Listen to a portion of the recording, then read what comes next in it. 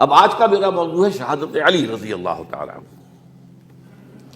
اصل میں حضرت علی رضی اللہ تعالیٰ عنہ کی شہادت بھی اسی الفتنۃ الکبریٰ کا تسلسل ہے۔ وہ جو عبداللہ ابن سبا کا پیدا کردہ عظیم ترین فتنہ تھا، اسی کا ایک نتیجہ حضرت علی کی شہادت بھی ہے، لیکن وہ بات ذرا تفصیل سے سمجھنی ہوگی۔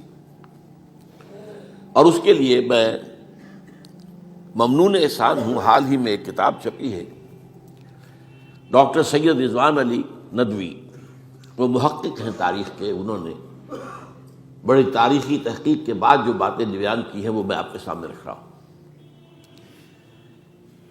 عرب میں جنوب مغرب کی کونے میں جہاں یہ یمن بھی آباد ہے، اس کے اوپر نجران ہے، اسی علاقے میں یمامہ کا علاقہ کہلاتا ہے۔ یہاں ایک قبیلہ آباد تھا بنو تمیم۔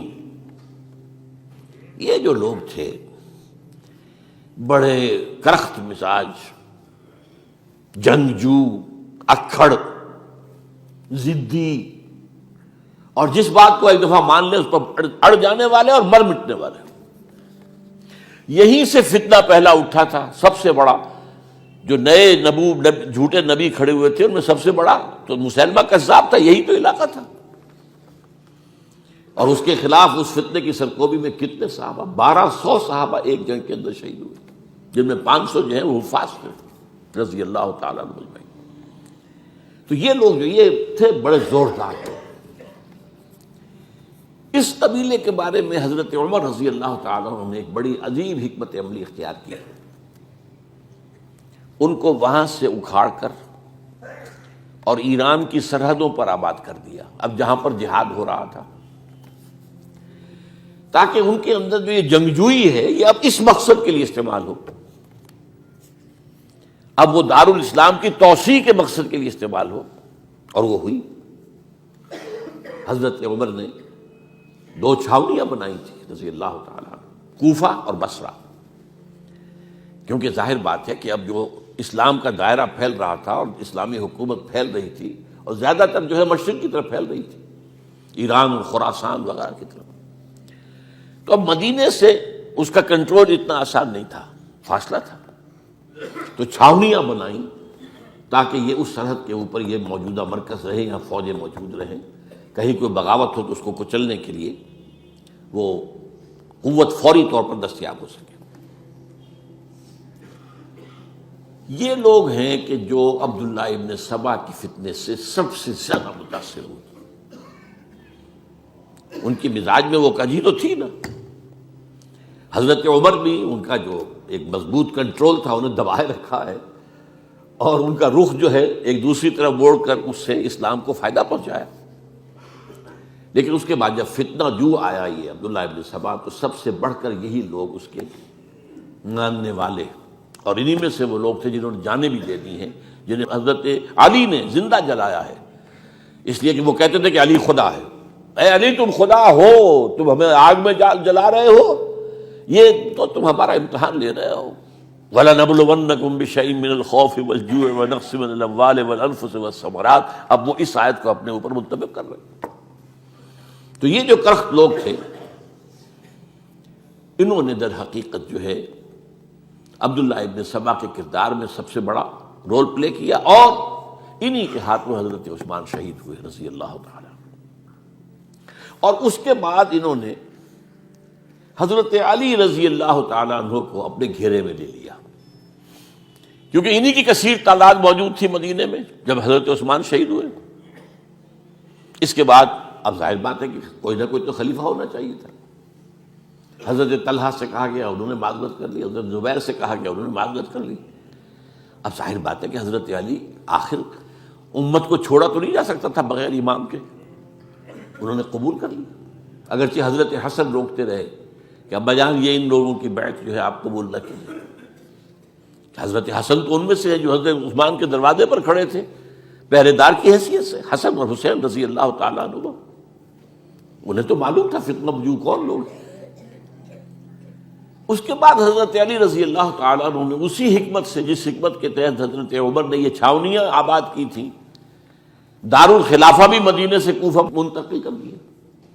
تاکہ پورے عالم اسلام کو کنٹرول کیا جا سکے اس مرکز کے ساتھ۔ اس کا نتیجہ یہ نکلا کہ اب گویا کہ حضرت علی کے گرد ان لوگوں کا گھیراؤ مکمل، کوفے میں یہی تو آباد تھے، کوفی یہی تو تھے، حضرت عمر نے انہیں لا کے یہاں آباد کیا تھا۔ جب حضرت علی نے کوفے کو اپنا دارالخلافہ قرار دیا تو گویا کہ ان کا پھر عمل دخل بہت بڑھ گیا۔ ایک طریقے سے یوں کہا جا سکتا ہے کہ انہوں نے اب حضرت علی رضی اللہ تعالیٰ عنہ کو اپنے محاصرے میں لے لیا۔ چنانچہ جنگ جمل کے موقع پر یہ ہوا ہے کہ صلح ہو گئی تھی، حضرت عائشہ رضی اللہ تعالیٰ عنہ کے جو نمائندے تھے اور ادھر سے حضرت علی، صلح ہو گئی تھی، طے ہو گیا تھا کہ ہاں قاتلین عثمان کو جو ہے اس کو سزا دی جائے گی، قصاص لیا جائے گا حضرت عثمان کی قتل کا۔ لیکن ان لوگوں نے 10,000 آدمی کھڑے ہو گئے کوفے کے اندر، ہم سب قاتل ہیں عثمان کے، لو قصاص ان سے اگر لے سکتے ہو، جس کے نتیجے میں اور انہوں نے جنگ شروع کر دی۔ اور جب جنگ شروع ہو جائے تو پھر اس کے بعد تو کوئی نہیں دیکھ سکتا کیوں شروع ہوئی، کیسے شروع ہوئی، کس نے شروع کی۔ اب تو یا مارو یا مرو، دو ہی باتیں ہوتی ہیں۔ 10,000 مسلمان ایک رات میں شہید ہوئے جنگ جمل میں۔ اب اس کے بعد حضرت علی رضی اللہ تعالیٰ عنہ کی خلافت جو ہے حضرت امیر معاویہ نے ماننے سے انکار کر دیا۔ جب تک قاتلین عثمان کو سزا نہیں دیتے ہم بیعت نہیں کریں گے۔ یہ نہیں کہ دعویٰ کیا ہو کہ میں خلافت کا حقدار ہوں، یہ نہیں، لیکن یہ کہ آپ کو ان کو سزا دینی چاہیے۔ اب یہ تھا وہ مخمصہ جس میں حضرت علی رضی اللہ تعالیٰ عنہ وہ فرماتے تھے کہ میرا ساتھ دو تو میں ان قاتلین عثمان سے سزا جو ہے ان کو سزا دے سکتا۔ ادھر انہیں پتا تھا کہ میں سرنڈر کرتا ہوں تو مجھے علی تک تو پہنچنے کوئی نہیں دے گا، راستے میں ختم کر دیں گے رضی اللہ تعالیٰ عنہ۔ تو یہ پیچ تھا ایک جو ایسا پڑا ہے۔ اب اس میں جب حضرت معاویہ اور حضرت علی کے مابین فیصلہ کن جنگ ہوئی، جنگ صفین جسے کہتے ہیں، جس میں 70,000 مسلمان ایک دوسرے کی تلواروں، تیروں، نیزوں سے قتل ہوئے۔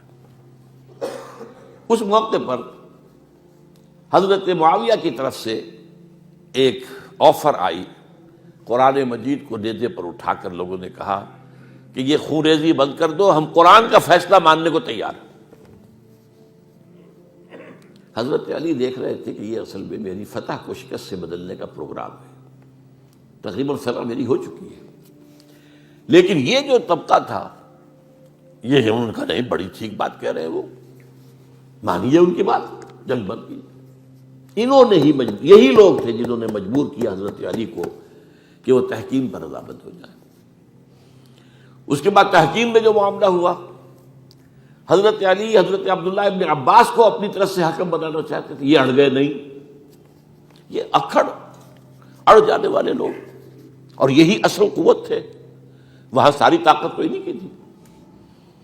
تو انہوں نے ابو موسیٰ اشعری کو اپنی طرف سے مقررہ، وہ بہت نرم خو آدمی تھے، انہیں بنا۔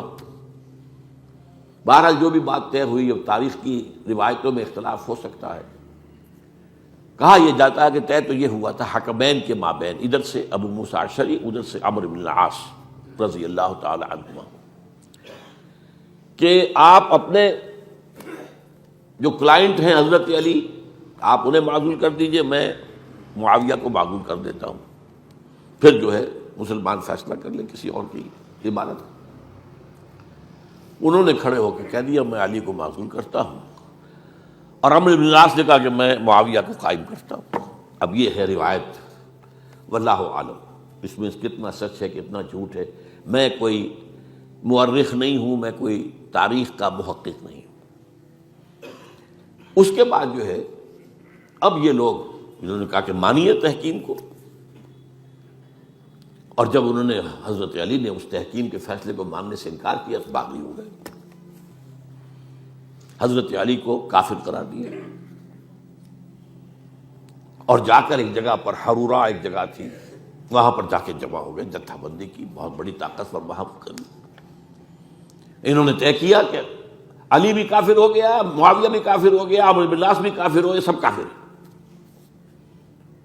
حضرت علی کی طرف سے ایک گئے سفیر ان سے بات کرنے کے لیے، تو انہوں نے کہا تم ہی نے تو کہا تھا کہ تحکیم کو تسلیم کرو، کہ ہاں ہم نے گناہ کیا تھا، کفر کیا تھا، ہم توبہ کی ہم نے. اگر علی بھی مان لے کہ میں نے مان کر کفر کیا تھا اب میں توبہ کرتا ہوں تو ہم ان کی بات مان لیں گے. اب حضرت علی اس طرح کا جھوٹ کیسے بولتے ہیں؟ انہوں نے تو کوئی کفر نہیں کیا تھا.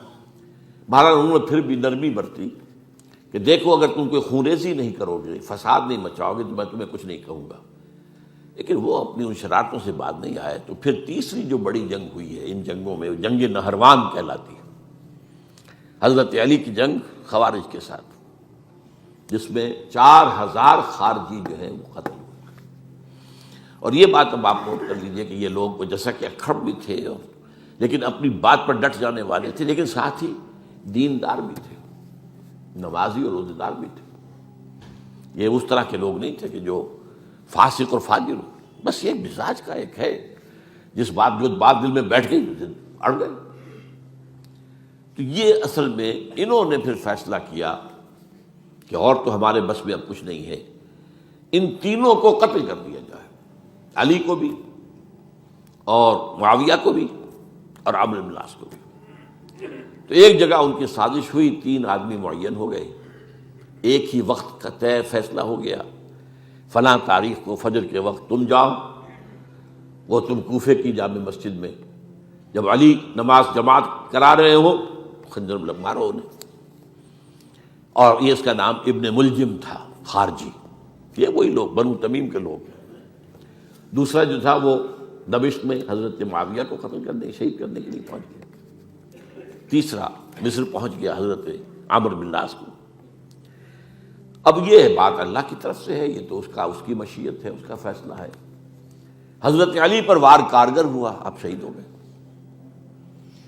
حضرت معاویہ پر وہ وار ذرا اوچھا پڑا، زخمی تو ہوئے لیکن آپ کی جان بچ گئی.